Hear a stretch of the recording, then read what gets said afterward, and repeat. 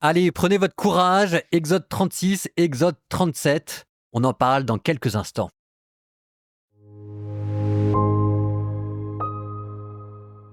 Bessalel, Oholiab et tout artisan habile à qui le Seigneur avait donné sagesse et intelligence pour concevoir et exécuter les travaux au service du sanctuaire, tous exécuteront ce que le Seigneur a ordonné. Moïse appela donc, pour se mettre à l'ouvrage et l'exécuter, Bessalel, Oholiab et tout artisan habile à qui le Seigneur avait donné la sagesse, tous ceux que leur cœur y portait. Ils reçurent de Moïse la contribution que les fils d'Israël avaient apportée pour exécuter ces travaux au service du sanctuaire.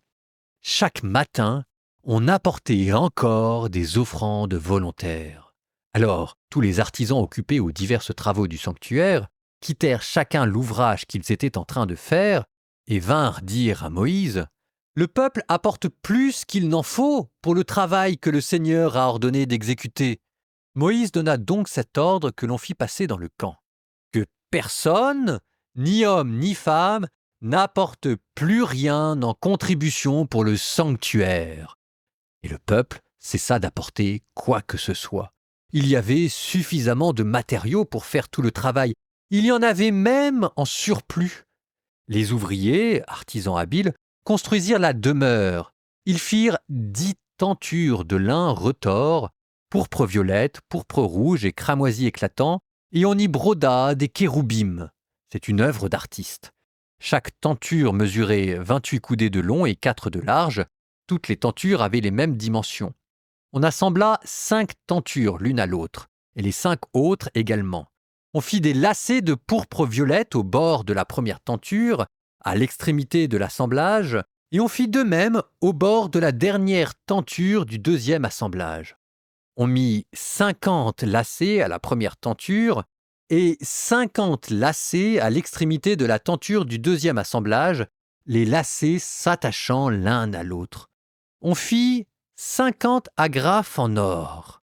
On assembla les tentures l'une à l'autre par les agrafes. Ainsi la demeure fut d'un seul tenant. Ensuite, pour former une tente au-dessus de la demeure, on fit 11 tentures en poil de chèvre. Chaque tenture mesurait 30 coudées de long et 4 de large. Les 11 tentures avaient les mêmes dimensions. On assembla 5 tentures à part, puis 6 tentures à part. On fit 50 lacets au bord d'une première tenture, la dernière de l'assemblage, et 50 lacets au bord de la même tenture du deuxième assemblage. On fit 50 agrafes de bronze pour assembler la tente d'un seul tenant, et on en fit pour la tente une couverture en peau de bélier teinte en rouge et une autre en cuir fin mise par-dessus. On fit pour la demeure des cadres en bois d'acacia dressés debout. Chaque cadre mesurait 10 coudées de long et 1 coudée et demie de large. Il était assemblé par 2 tenons jumelés. Ainsi fut-il fait pour tous les cadres de la demeure. On en disposa 20 en direction du Néguev, au sud. Et on en fit 40 socles en argent sous les 20 cadres. 2 socles sous un cadre pour ces 2 tenons, puis 2 socles sous un autre cadre pour ces 2 tenons. Pour le deuxième côté de la demeure, on disposa en direction du nord 20 cadres avec leurs 40 socles en argent, 2 socles sous un cadre et 2 socles sous un autre cadre. Et pour le fond de la demeure, vers l'ouest, on en fit 6 cadres. On fit aussi 2 cadres comme contrefort de la demeure au fond. Ils étaient jumelés à leur base et l'étaient également à leur sommet, à la hauteur du premier anneau.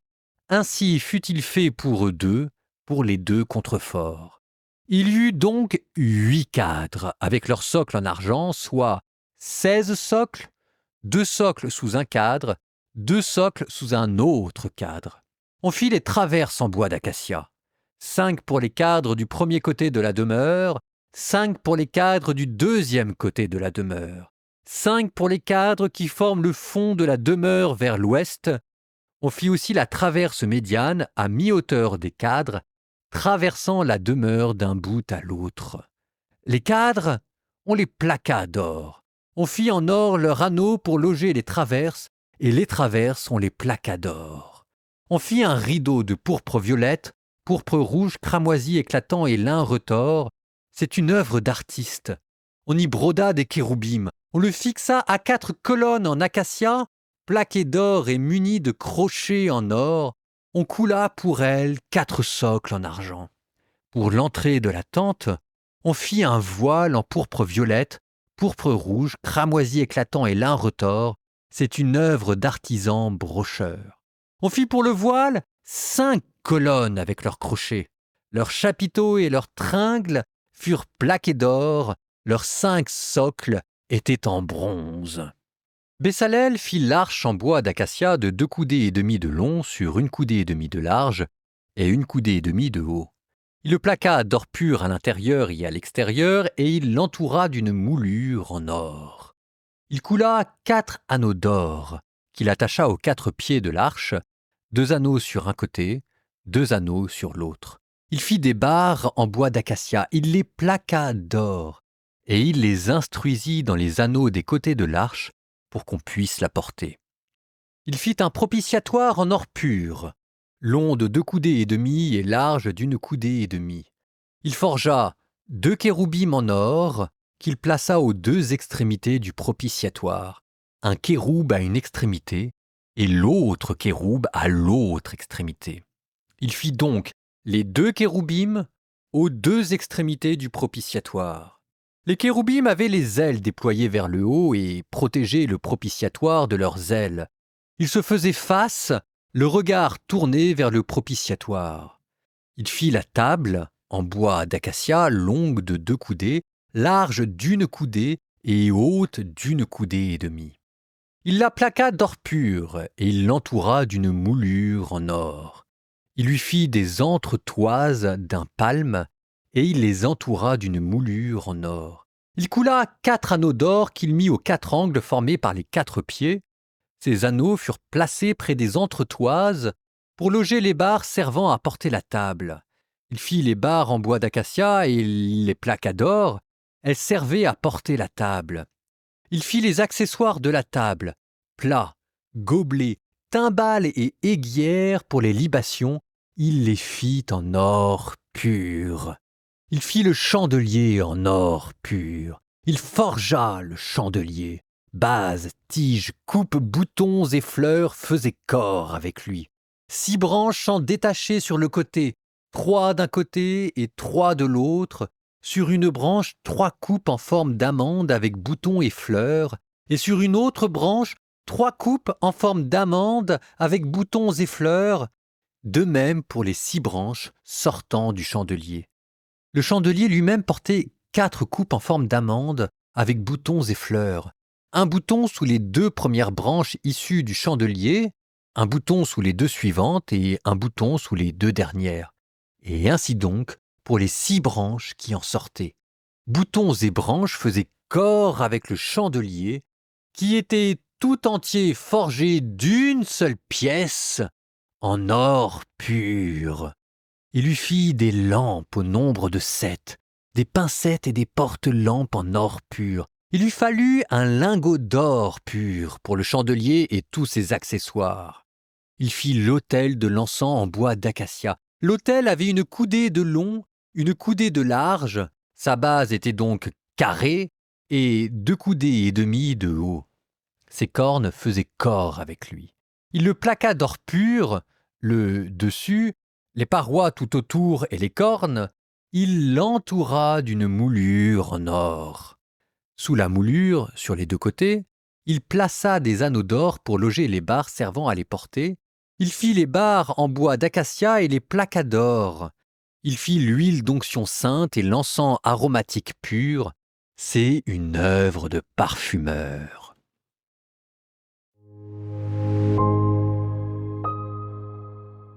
Allez, je vous propose d'aller du côté de la tradition juive et des matériaux qui ont été utilisés pour construire cette tente de la rencontre, les différentes interprétations que les rabbins ont données de ces matériaux utilisés. L'or, d'abord, l'or que vous trouvez partout, notamment dans l'Arche d'Alliance, qui symbolise l'élévation spirituelle et qui vous rappelle la majesté, la beauté, l'éternité divine. Vous avez ensuite eu l'argent, qui est utilisé notamment, vous n'avez probablement pas fait attention, pour la base des piliers qui soutiennent la structure de la tente, qui représente la rédemption et la pureté morale. Dans le Talmud, l'argent est lié au rachat des âmes. Et puis vous avez le rabbin Sforno qui interprète l'argent comme un symbole de modestie et de constance dans la foi. On passe au cuivre, employé pour l'autel des sacrifices. Et là, c'est Rachi qui souligne que le cuivre, en raison de sa nature moins précieuse que l'or et l'argent, cette fois-ci, ça symbolise l'humilité. Et le fait que chacun, quelle que soit sa condition, peut se rapprocher de Dieu par le repentir. On passe au bois d'acacia. Pour l'arche de l'Alliance, pour la table de la loi, pour plein d'éléments de la structure.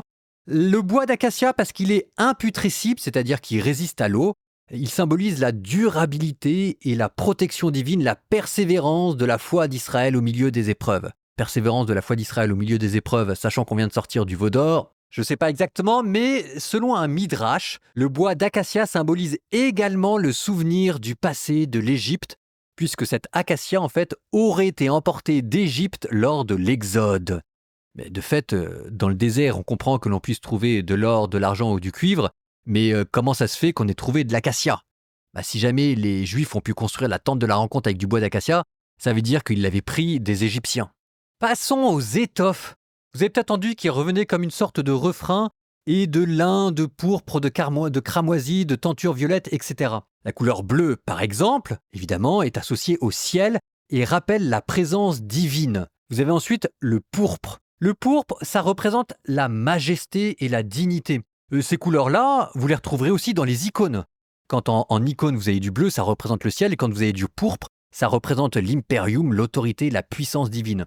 Ensuite, vous avez le rouge, associé au sang, et qui symbolise cette fois-ci le sacrifice et l'expiation. Ça peut aussi symboliser la vitalité et la passion. Après, vous avez la laine qui a été utilisée. La laine, puisque ça provient des animaux, ça représente le monde vivant. Et pour certains rabbins, c'est le rappel du soin de Dieu pour son peuple qui l'isole et le protège des dangers extérieurs comme la laine protège du froid. Ça, c'était la laine, le monde animal. Vous avez ensuite le lin, le monde végétal. Et cette fois-ci, sa présence dans le tabernacle, ça illustre l'intégration du règne végétal au service de Dieu. Alors ici, le lin, qui est fin et qui est précieux, ça symbolise la pureté et la propreté morale. Et ainsi, le fait de combiner ensemble les étoffes bleues, pourpre, rouge, la laine, le lin ensemble, ça vous représente la beauté du cosmos tout entier que l'on mêle de manière harmonieuse pour rendre grâce à Dieu de sa création.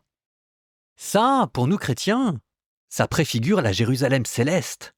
Nous souvenant que le plus beau temple, c'est notre âme, nous nous tournons cette fois-ci vers notre Dieu pour qu'il vienne l'habiter. Au nom du Père et du Fils et du Saint-Esprit. Amen. Seigneur, toi qui résides parmi ton peuple et veux habiter en nous, sanctifie-nous.